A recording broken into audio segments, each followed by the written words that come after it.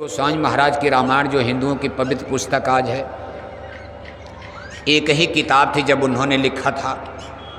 ये मुग़ल सम्राट अकबर के ज़माने में लिखी गई थी काशी नगरी बनारस में। करीबन आज के 500 बरस पहले दिल्ली में मुग़ल सम्राट अकबर का राज है। उसी समय गोस्वामी महाराज ने रामायण की रचना काशी में बनारस में गंगा के तट पर किया। गुरु महाराज कहते थे हाथ से हैंड राइटिंग, 500 बरस पहले मशीनें नहीं थी, इस तरह से स्याही कलम कागज नहीं था। उन्होंने हाथ से, जैसे हाथ से आप लिखते हो हैंड राइटिंग में, कभी 10 चौपाई लिखा, कभी 50 चौपाई लिखा। फिर उनको भोजन करना है, नहाना है, धोना है, पूजा पाठ भी करना। कुछ लोग आए गए, सत्संग भी सुनाना। ये नहीं कि लिखने बैठ गए तो एक ही दिन में लिख ही डाला ना, थोड़ा आज लिखा, थोड़ा का टाइम टेबल बना लिया था। और उनको रामायण के लिखने में वर्षों लग गया था। इसके बाद जब काशी के पंडित विद्वान रामायण को देखे, गोस्वामी महाराज तो संवत 1680 में वरुणा नदी के किनारे शरीर त्याग गए। बनारस में एक वरुणा नदी है। संवत 1680 नदी वरुण के तीर, सावन शुक्ला सप्तमी स्वामी तजे शरीर। वरुणा नदी काशी में ही गंगा में मिलती, उसी किनारे उनकी झोपड़ी बनी थी, आश्रम। वहीं उन्होंने संवत 1680 में शरीर त्याग दिया। काशी के विद्वानों ने रामायण को लिया। अब उसमें उन्होंने कुछ हेर फेर कर दिया। गुरु महाराज कहते थे तमाम दोहा चौपाई अदल बदल भी दिया है। अब हम लोग क्या उसका अर्थ समझेंगे? जो रामायण आज लिखा वही हम लोग पढ़ते हैं। इसी पर तमाम देखो रगड़ा झगड़ा भी मच रहा है। कोई कहता है रामायण में तो जातिवाद आ गया, कोई कहता है रामायण में ये चौपाई गलत है। तमाम विवाद खड़ा हो रहा। जरूर कहीं न कहीं सस्पेंस। इसी तरह से तमाम किताबें। लेकिन जिन्होंने गुरु महाराज को ध्यान से सुना और कुछ बातें जिन लोगों ने पकड़ा, उनका दिल दिमाग बिल्कुल खुला हुआ है, कहीं आप फंसोगे नहीं। गुरु महाराज ने भी ब्रह्मांडों की रचना के बारे में अपनी गद्य शैली में, गुरु महाराज ज़्यादा कविता वविता नहीं करते थे, गाना बजाना। ज़्यादातर आप देखते हो गाना बजाना लोग करते हैं। गुरु महाराज कोई पढ़ता तो उसको एक्सप्लेन करते थे। गुरु महाराज उन्हीं महात्माओं की किताब से हमको आपको समझाने का प्रयास इसीलिए करते थे कि पिछली किताबों का सही अर्थ लोगों की समझ में तो भ्रम हो जाएगा। कभी रामायण से सुनाते थे, कभी घट रामायण से सुनाते थे, कभी किसी किताब से, कभी किसी किताब से। अपने गुरु महाराज ने कोई किताब ही नहीं लिखा। कहा किताबें तो बहुत, उसी को सही समझाया जाए। ज़्यादा किताब लिखने से और भ्रम पैदा हो जाएगा, धोखा हो जाएगा। इन महापुरुषों के वचन वाणी को पढ़ने के बाद जो चीज़ समझ में आती, इस ब्रह्मांड की रचना कैसी हो गई। सूरत जिसको स्पिरिट यानी यहाँ आत्मा कहा गया भौतिकी धरातल पर, इस मृत्यु लोक में जिसको जीव कहा जाता। जीव किसको कहते हैं? जीव हृदय अति मोह विसेखी, छूट न ग्रंथि परे किम देखी। जीव माने एक मिक्सचर एलिमेंट्स है जिसमें मन और माया की मिलौनी। आत्मा तो है लेकिन मिलौनी है। इसके अंदर लोभ आ गया, मोह आ गया, तब इसको जीव कहा गया। गगन मंडल त्रिकुटी में इसको स्पिरिट यानी आत्मा कहा गया है। अमर देश सतलोक एक ऐसा पद है, स्थान है, जहाँ इसको सूरत कहा जाता था। है चीज़ एक ही लेकिन कुछ मिक्सचर होता गया। जैसे आप चीनी में, दूध में चीनी मिला, थोड़ा मीठा हो जाएगा। चाय की पत्ती डाल दिया, दूध तो है लेकिन अब वो चाय बन जाएगी। थोड़ा सा इसमें। सूरत में कोई मिलौनी नहीं, मन माया की कोई मिलौनी नहीं। सूरत में न कोई लोभ है, न मोह है, न काम है, न क्रोध है, न रगड़ा है, न झगड़ा है। सूरत सतलोक, वहाँ इसका जन्म हुआ, यानी वहाँ इसकी उत्पत्ति हुई। और जिनकी कोख से सुरतों ने जन्म लिया, उनको संतों ने अपने लिटरेचर में सतपुरुष भगवान, सतपुरुष नाम दिया है। ये नाम आपको वेदों में नहीं मिलेगा, बस इसी का झगड़ा हो रहा। वेदों ने कहा ब्रह्म एक, लेकिन वेदों ने इतना कह दिया था कि नेति नेति, इतना तो वेदों ने भी ईमानदारी बरती है। वेदों ने कहा न इति, कहा इतना ही नहीं है, इसके ऊपर भी अभी कुछ है, लेकिन हम उसको नहीं जान सकते, हमको उसकी कथा मालूम नहीं है। संतों ने आकर के पांचवा भेद खोल दिया। पांचवा वेद, अरे कह भाई ऊपर सतलोक है, वहीं आत्माएं जन्मी, सुरतों का जन्म, और उनसे प्रकट हुए 16 सुत। उसमें सबसे छोटे थे व्यापक ब्रह्म निरंजन पुरुष। ये सतपुरुष भगवान के सबसे छोटे पुत्र हुए। कोई सतलोक में अनहोनी घटना घटी जो वहाँ के लिए मुफीद नहीं थी। अब छोटे बच्चे कुछ गलती कर देते, पिता नाराज हो गए, उन्होंने इनका देश निकाला कर दिया। इनको बहुत नीचे सहस्रदल कंवल झझरी द्वीप मुकाम पर भेज दिया, और इनके साथ एक शक्ति अंश दो सत्पुरुष निकाली, ज्योति निरंजन नाम धरारी, कला दो उतर कर आई, झझरी द्वीप में आन समाई। निरंजन प्रभु के साथ एक और आत्मा आई थी, उनका नाम आगे चल करके माया शक्ति, आद्या शक्ति, जिसको हिंदू ग्रंथों में अष्टांगी देवी, आदि शक्ति जहि जग उपजाया, सोय अवतरे मोर यह माया। इनको अष्टांगी देवी, आदि शक्ति, दुर्गा, आद्या महाशक्ति, इन्हीं की नवरात्रि में हिंदू लोग 9 दिन पूजा किया करते हैं। ये 2 शक्तियाँ अमर देश सतलोक से नीचे उतार दी गई। अभी सुरते नहीं, केवल इन 2 लोगों को नीचे उतारा था। अंश 2 सत्पुरुष निकाली, ज्योति निरंजन नाम धरारी, अष्टांगी देवी का नाम ज्योति और पुरुष का नाम निरंजन पुरुष। झझरी द्वीप में लोग बहुत दिन तक रहे, अकेले रहते थे, कोई था ही नहीं। फिर इनको एक उपाय सूझा। इन्होंने 72 युग तक खड़े होकर के झझरी द्वीप में तपस्या शुरू कर दिया। इनकी तपस्या को देखकर सतपुरुष भगवान एक बार प्रसन्न हो गए। पहले तो नाराज होकर निकाल दिया था, लेकिन इनकी तपस्या से एक बार फिर खुश हो गए। कहा वश बोलो, मैं तुम्हारी तपस्या से खुश हो गया, क्या चाहते हो? उन्होंने कहा आपने हमको अकेली जगह डाल दिया, अच्छा नहीं लगता, कुछ लोगों को वहाँ से भेज दीजिए, मैं चाहता हूँ कुछ जीवात्मा, सुरतों का, आत्माओं का कुछ भंडार मेरे पास, मेरे राज में भेज दीजिए।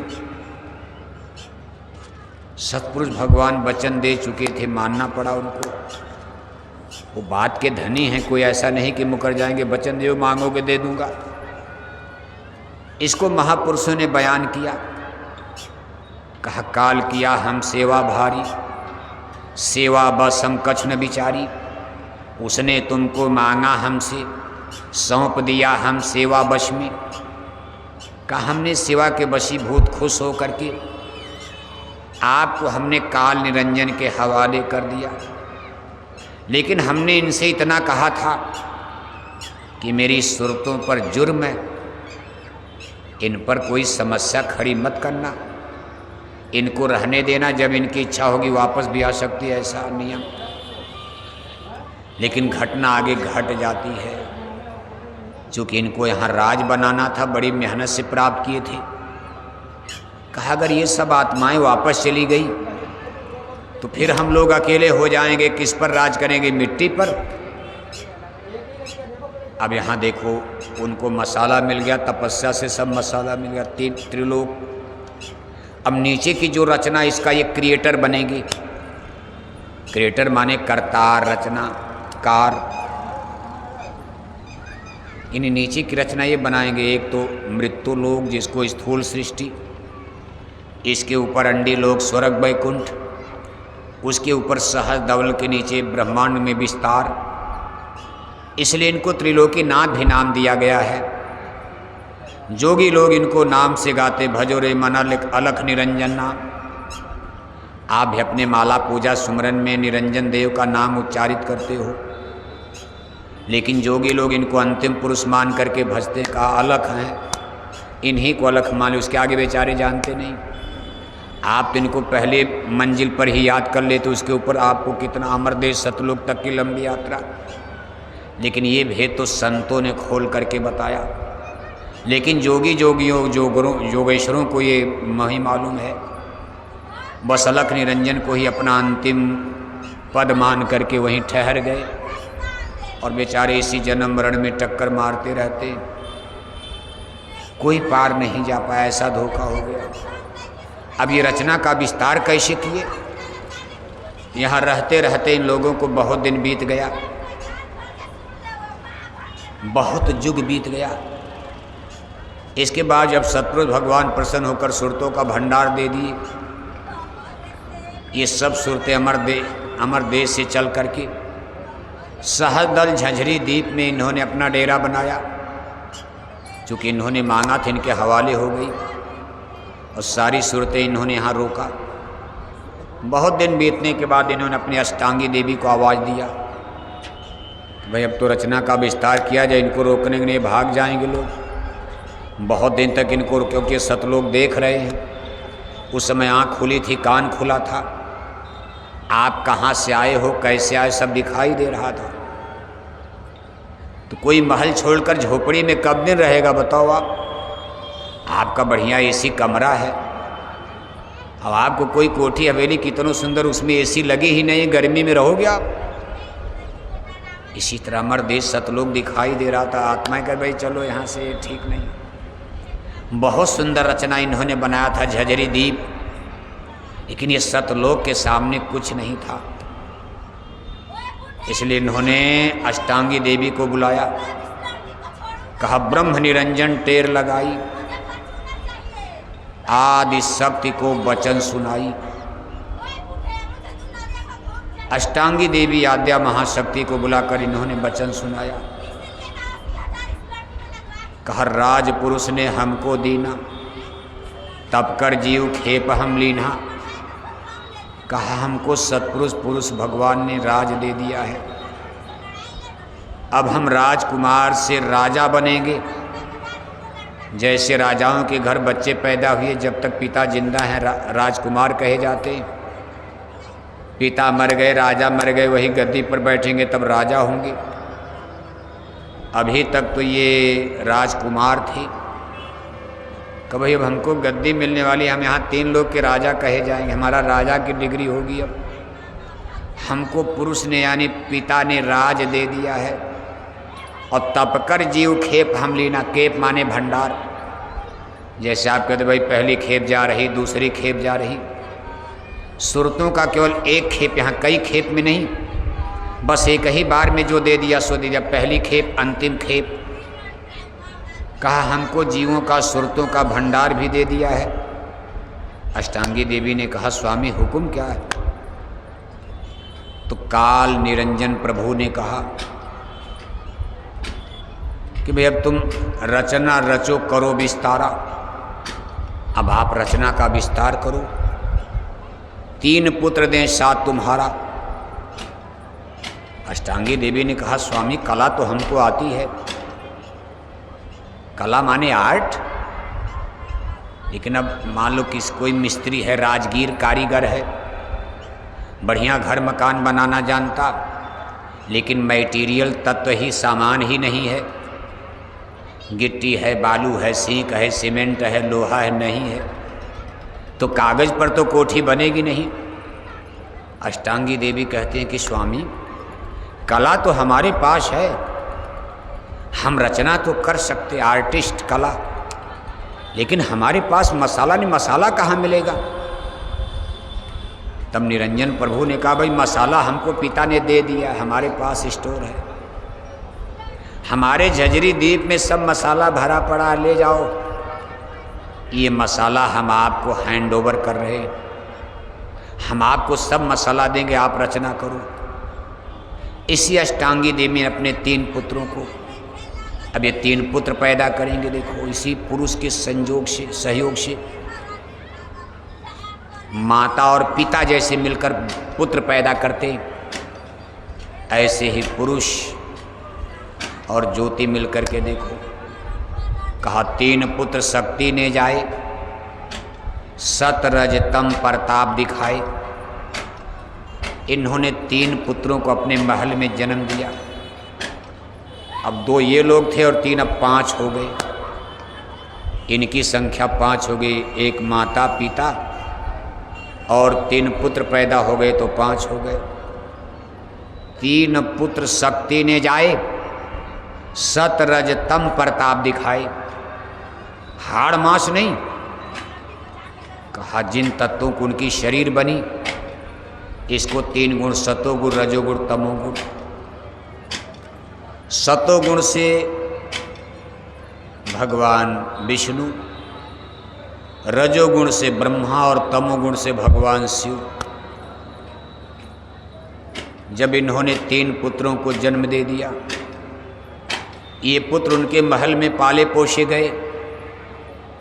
जब ये कुछ बड़े हुए तो इन्होंने पूछा, माँ आप तो हमारी माँ हो, लेकिन पिता हमारा कौन है? स्वाभाविक है प्रश्न उठेगा।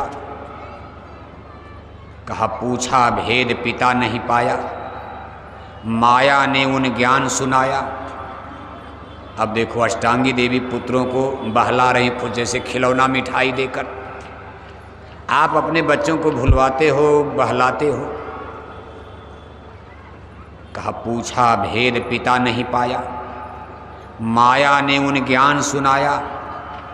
तब कर पिता भेद तुम पाओ, माया ने उन हुक्म सुनायो। कहा पुत्र, पिता का भेद जानने के लिए आप लोगों को तपस्या करनी पड़ेगी। तपस्या 3 गुणों पर ये पैदा हुए, 3 गुणों की धार पर इनको जन्म मिला। तत्व है, ये एलिमेंट्स है तत्व, सतोगुण रजोगुण तमोगुण। कहा कहाँ जाएं तपस्या करने का? सागर के किनारे। ये सागर नहीं मृत्युलोक का हिंद महासागर, ना, यहाँ की बात नहीं हो रही। इनका जन्म तो अंडीलोक में हो रहा, माया के महल में हो रहा। माया का महल कोई मृत्युलोक बंबई दिल्ली अमेरिका में नहीं है। कहा तब करने गए सागर तीरा, लाए समाधि रहे लौलीना। समाधि लगाकर बेचारे कई बरस बीत गए। कहा तब कर भेद कर हाथ नहीं आया, तब कर हाथ कछू नहीं आया, माया नारी ने उलझाया। ये समुद्र के किनारे समा, जैसे आप साधना करते, बस वही नियम है। यानी दिव्य दृष्टि खोल करके पिता का भेद पाओगे। जब दिव्य दृष्टि खुलेगी, कान खुलेगा, आँख खुलेगी, तब देख पाओगे। देखो उनका भी बंद कर दिया। आप स्वर्ग वैकुंठ की बात करते हो, आज 3 पुत्रों का भी बंद है आँख और कान। ऊपर का ना कुछ सुनाई दे रहा, न दिखाई दे रहा। उनको साधना करने के लिए, स्पिरिचुअल एक्सपेरिमेंट करने के लिए माता जो है उनको तपस्या करने का, योग करने का, और उनको उपाय बता रहे। उनकी गुरु हो जाती हैं। माँ के बाद अब गुरु बन जाओ, तपस्या करो। सागर के किनारे ये लोग बैठ करके तपस्या कर रहे थे, लेकिन खेल विचित्र हो गया। उस सागर से सुंदर सुंदर औरतें पैदा हो गई। तब करने गए सागर तीरा, लाए समाधि रहे लौलीना।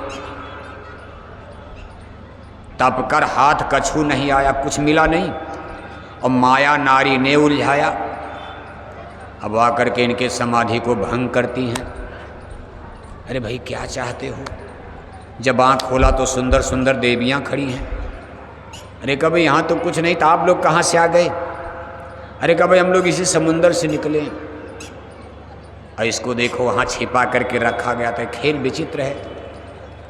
ये लोग ले करके माता के पास आए, पूजा वूजा खत्म। माता ने देखा, कहा बहुत बहुत अच्छा हो गया, ठीक है छोड़ो तपस्या पर, चलो आप लोगों का हम घर मकान बनवा दे रहे हैं। इनका देश अलग कर देना, रचना अनुपम राजपद देना। कहा तपस्या छोड़ो, राजा बन जाओ, अब आप भी राजा बन जाओ। आप लोगों को राज करना है एक जगह, हम आपका राज कायम, अब इनका राज बनेगा। इनका राज मृत्यु लोक में किसका? ब्रह्मा विष्णु शंकर का। लेकिन उसके पहले इनको उलझा दिया गया। एक घटना के तहत ब्रह्मा को दो मिल गई, सावित्री और गायत्री। विष्णु को केवल एक नारी देवी लक्ष्मी और भगवान शिव को केवल सिंगल देवी पार्वती। लेकिन एक घटनाक्रम घटता है कि भगवान ब्रह्मा को दो नारी सावित्री और गायत्री हो गई। इसमें भी विचित्र कहानी है। जब इनका देश बन गया, किला महल रचना अनुपम राजपद दीन्हा, माता के पास तो मसाला था, सुंदर सुंदर इनका महल बन गया, किले जागीर बन गई, इनका अंडी लोग स्वर्ग वैकुंठ। ये सब लोग वहाँ आराम से रहने लगे। जीव गए अब इनके देशा, गुण प्रताप भिन्न कर लेखा। अब इनको राजा बनाने की प्रक्रिया में जो निरंजन प्रभु के पास आत्माएं थीं, इसको उन्होंने अलग अलग डिवीजन डिवाइड कर दिया, बांट दिया। कुछ ब्रह्मा के देश में भेज दिया, कुछ विष्णु के देश में भेज दिया, कुछ भगवान शिव और शंकर के देश में भेज दिया। चूँकि इन लोगों के यहाँ गुण का प्रभाव था, सतोगुण में जो आत्माएं गई सतोगुण के रंग में रंग गई, रजोगुण के देश में यानी भगवान ब्रह्मा के देश में जो आत्माएं गई वो रजोगुण में रंग गई, और भगवान शिव के देश में तमोगुण के मंडल में जो आत्माएं गई उन पर तमोगुण छा गया। इसको आप इस तरह समझ सकते हो जैसे आपके कमरे में जिसमें आप सोते हो उसमें आपने देवी देवताओं का या तमाम गुरु महाराज की तमाम फोटो लगा करके, और रात में गुरु महाराज का सत्संग सुनकर सोते हो आप, तो गुरु महाराज का रात में दर्शन मिलेगा, गुरु महाराज की आपको वाणी मिलेगी, सपना वही आएगा। लेकिन मान लो कोई आदमी अपने घर में फिल्म के हीरो हीरोइन का, तमाम हीरोइन का फोटो टांग दिया पूरी कोठरी में, और रात में फिल्मी गाना नाच गाना सुन करके सो रहा है। अब रात में उसको हीरो हीरोइन की फोटो, भगवान देवी देवता की फोटो आए, गुरु की आएगी। इसी तरह से वायुमंडल का बहुत बड़ा प्रभाव पड़ता। ये देखो खेल विचित्र बन रहा है, आत्माओं का डिवीजन कर दिया गया, डिस्ट्रीब्यूशन का। इसको भगवान ने गीता में कहा है कि हे अर्जुन, गुण और कर्म के अनुसार मैंने 4 वर्ण बना दिया है। आज आप वर्ण का झगड़ा इसमें भारत में बहुत तेजी से, विदेशों में तो खैर डिवीजन तो विदेशों में भी है। साम्यवादी देश रूस, जिसको कम्युनिज्म जहाँ है वहाँ भी डिवीजन बन जाता, किसी न किसी रूप में बंटवारा हो जाता। सबको अमीर नहीं बनाया जा सकता, सबको इंजीनियर कलेक्टर, यहाँ भौतिक धरातल पर कैसे बनोगे? लंगड़ा भी रहेगा, अंधा रहेगा, बहरा रहेगा, कोई सरकार आंख देगी? अपना दुख सुख कर्म, और इसको कहते हैं कर्म कॉन्स्टिट्यूशन। हमने बुरे पाप कर्म किए तो मुख्यमंत्री प्रधानमंत्री क्या करेंगे? आप जन्म के सूरदास पैदा हो गए तो कितनों पैसा दे, आंख तो मिलेगी नहीं। अब हे अर्जुन, मैंने कर्म और गुण के अनुसार 4 वर्ण बना दिया है। ये तो बात का बंटवारा, लेकिन देखो ऊपर से कैसे हो रहा। यानी आत्माएं 3 भागों में डिवाइड हो गई, यानी गुण प्रताप। इनके देश में जाकर के आत्माएं अलग अलग, इनके अंदर गुण आ गए, यानी गुणों की छाया। ये हल्का पर्दा था सतोगुण रजोगुण तमोगुण का। इतनी गंदगी, इतना विकार नहीं था, ज्ञान नहीं था। जैसे मामूली आंख पर पर्दा है लेकिन झलकता कुछ तो दिखाई देता। जीव गए जब इनके देशा, गुण प्रताप भिन्न कर लेखा। फिर जब मानुष देह बनाई, इसके बाद हुक्म होता भाई आप मनुष्य शरीर की रचना करो। सबसे पहले संसार में मानव जाति की रचना होती। वैसे साइंस और विज्ञान का मानना थोड़ा, उनकी थियरी अलग है।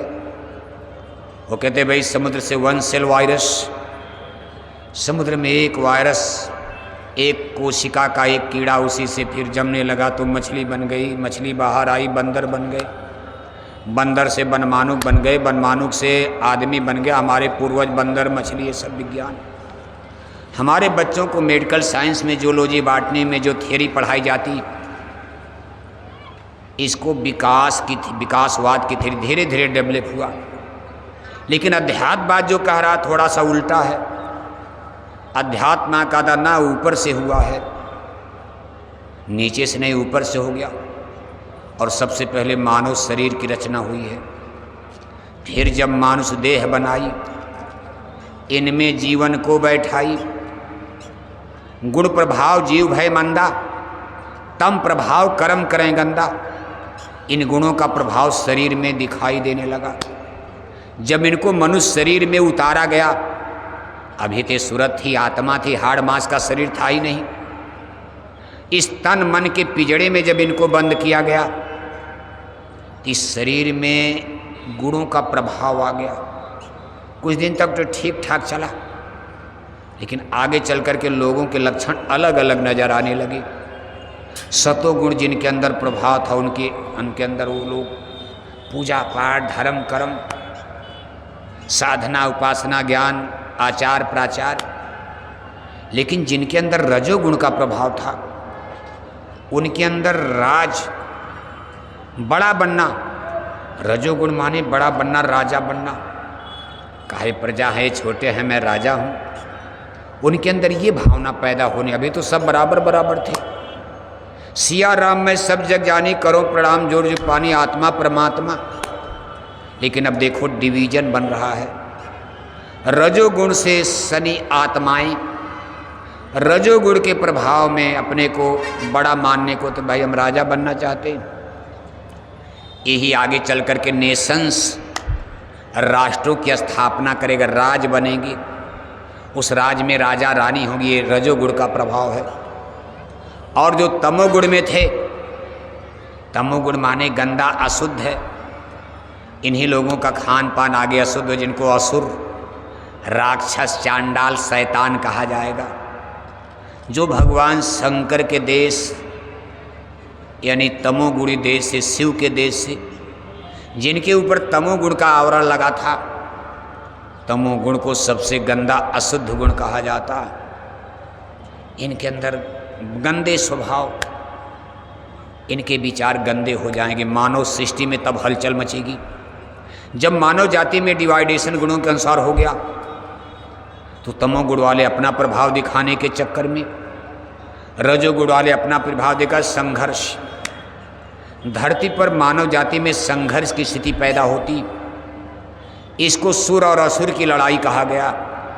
अभी राम रावण का नहीं, अभी महाभारत नहीं, सुर और असुर की लड़ाई खड़ी हो रही है। सतोगुण, रजोगुण और तमोगुण आपस में टक्कर लेंगे। धीरे धीरे धीरे धीरे स्थिति बीतती गई। लेकिन इसी पीरियड में एक और घटना घटती। जब इनको यहाँ बंद किया गया, कुछ आत्माएं सावधान हो गई। अरे कहा भाई ये कहाँ फंसा रहे हो। उस समय भी इनको दिखाई देता था, सुनाई देता था। कहा बहुतक निकल गए निर्देशा, रोकन की कोई युक्ति न देखा। सारी आत्मा रे कहा भाई ये तो जंजाल है, धोखा हो रहा। सावधान हो गए कि कहीं हमारे आपके साथ विश्वासघात तो नहीं हो रहा काल प्रभु का। बहुत तक निकल गए निर्देशा, रोकन की कोई युक्त ने देखा। बहुत सारी आत्माएं सावधान हो गई, यहाँ से उड़ गई। पिंजड़े से पक्षी उड़ गया, यानी तब पिंजड़े का मुंह खुला हुआ था। गुरु महाराज भी कहते थे बहुत सारी आत्माएं वापस चली गई। काल निरंजन प्रभु को तब चिंता हो गई। काल प्रभु को चिंता आ गई। काल ब्रह्म, उनके अंदर सोच समाई। काल ब्रह्म चित सोच समाई। आदि शक्ति को हुक्म सुनाई। अपनी अष्टांगी देवी को खुद बुलाते, कहा सब मेहनत बेकार हो जाएगी। इतनी मेहनत से हमने फंसाने की कोशिश किया, लेकिन अब पता चला ये सब निकलते जा रहे, कोई रोकने का रास्ते नहीं, इनको कैसे रोका जाए। उन्होंने कहा पुत्रन भे देव संसारा, तप करें प्रपंच पशारा। अपने पुत्रों को मनुष्यों के बीच में मृत्यु लोक में अवतार दे दो। ये धरती का प्रथम अवतार ब्रह्मा विष्णु शंकर, तीनों भाई धरती पर अवतार लेते हैं। तीनों भाई बहुत दिन तक तपस्या करते हैं। तपस्या करने के बाद एक सफलता इनको मिलती है। अध्यात्मवाद के इतिहास में एक नई घटना घटने जा रही है। यही हमारे आपके लिए सबसे बड़ा बंधन बनेगा। अब तक तो सब ठीक ठाक चल रहा था, निकलने के चांस बहुत थे, कोई पूजा पाठ भजन वजन नहीं, लेकिन अब ये घटना एक घटने जा रही है। कहा वेद मिले ब्रह्मा को आई, देख वेद ब्रह्मा हर्षाई। एक ज्ञान ऊपर से आवाज़ ब्रह्मा को सुनाई दे दी, दिखाई तो नहीं दिया लेकिन आवाज़ आने लगी, ब्रह्मा का कान खुल गया। तीनों भाई जब तपस्या में लगे तो दो भाइयों को तो कोई सफलता नहीं मिली। भगवान विष्णु और शंकर तो ऐसे रह गए, लेकिन ब्रह्मा को एक सफलता मिल गई। ब्रह्मा का कान अंदर का खुल गया और ऊपर से आवाज़ आने लगी। कहा वेद मिले ब्रह्मा को आई, देख वेद ब्रह्मा हर्षाई। यानी इस मृत्यु लोक का सारा कॉन्स्टिट्यूशन, सारा कानून नियम, औरत का, मर्द का, परिवार का, समाज का, बेटा का, बेटी का, सास का, बहू का, राजा का, प्रजा का, गुरु का, मास्टर का, शिष्य का, चेला का, ये सब लिख करके उस वेद में ज्ञान के रूप में, पहले तो किताब थी नहीं, इतना उनका दिमाग वो तो याद हो जाता था। तब किताब उताब नहीं थी, बस जुबानी जुबानी ज्ञान तो आदमी के दिमाग में होता, किताब तो तब नहीं जब नहीं समझ में आ रहा। लेकिन अगर आपको कोई चीज़ याद है तो किताब दूसरे को पढ़ा सकते हो बिना किताब के। अब भगवान ब्रह्मा कोई मामूली आदमी तो है नहीं, उसमें किताब कह सकते, वेदों का ज्ञान उनको मिल गया। फैमिली सिस्टम, परिवार कैसे बनाया जाएगा, सोशल सिस्टम, समाज की रचना कैसे होगी, पॉलिटिकल सिस्टम, राजा रानी की व्यवस्था कैसे करोगे, और फिर रिलीजियस सिस्टम, धर्म का अखाड़ा अलग अलग कैसे बनाया जाएगा। कहा ये सब कर्मों का, प्रपंच का पसारा करो।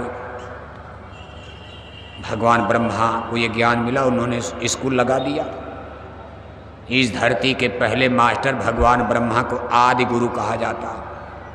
इस धरती पर उसके पहले कोई मास्टर और गुरुकुल था ही नहीं। पहला स्कूल भगवान ब्रह्मा ने खोला। जब वो मनुष्य शरीर में थे, कुछ विद्यार्थी पढ़ने आए, अब उन्होंने वेदों का ज्ञान दे करके उनको बहला फुसला। इसके बाद उस वेदों में एक और चीज़ आ गई। कहा पाप पुण्य कर्मन की जोड़ी, स्वर्ग नरक 84 बेड़ी, इनमें जीवन को दिया मोड़ी, निक्सन की कोई राह न छोड़ी। कहा पाप पुण्य का कॉन्स्टिट्यूशन बना दिया। अब तक तो जो करो कोई पाप पुण्य का भेद नहीं, सब ठीक। जैसे धुआं है भाप बनकर उड़ गया, पानी है भाप बनकर उड़ गया, कर्मों का संचय नहीं था। लेकिन अब इस वेदों के माध्यम से एक कानून, संविधान बन गया। कब इनको बताओ बैठा कर कि ऊपर ताले लग गए हैं, आप अब नहीं जा पाओगे, कर्म कानून बन गया है।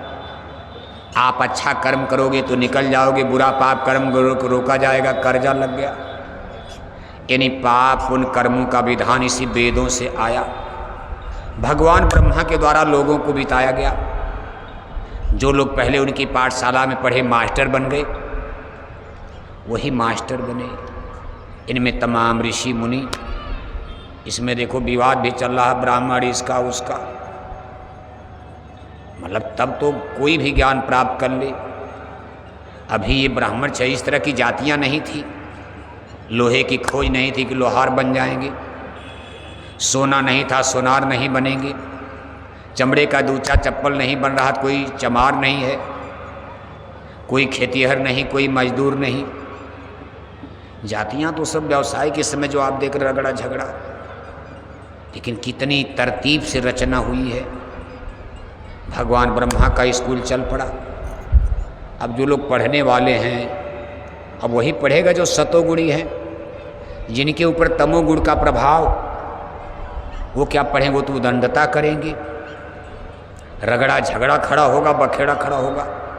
और चूंकि अब कर्मों का कानून बन गया है, अगर गंदा काम करोगे ये सब लाकर कहाँ जमा करेंगे, किसी पे जमा कर दो। जो इनका दरवाज़ा है ब्रह्मांड में आने जाने का, जिससे ये स्वर्ग बैकुंठ देवी देवता ईश्वर भगवान देख रहे, कासाइसी दरवाजे पर कर्मों का बादल लाओ छाओ। इसके बाद उन्होंने विशेष हिकमत से इस कर्मों के पहले तोड़ रहे थे, जमा भी किया तो बादल उड़ जाते थे, लेकिन इसको फ्रीज किया, जमाया गया, ठोस बना दिया गया, क्रिस्टल।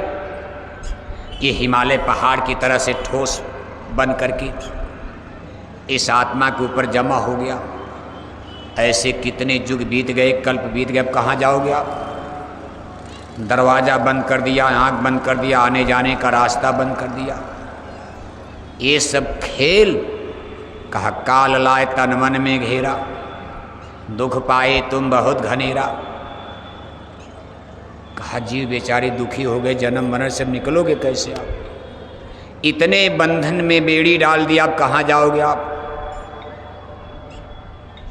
कहा सतलोक से सतपुरुष तब धारे मनुज स्वरूप, नाम धराए संत का देते भेद अनूप। का अमर देश सतपुरुष में सतपुरुष भगवान बैठकर देख रहे, उनसे तो कुछ छिपा नहीं, वहीं से बैठ करके देख रहे भाई ये तो धोखा हो गया, मेरी सुरतें आत्माएं मुझे भूल गई, मेरा कोई नाम नहीं लेता है, मेरे मुझसे मिलने की किसी के अंदर तड़प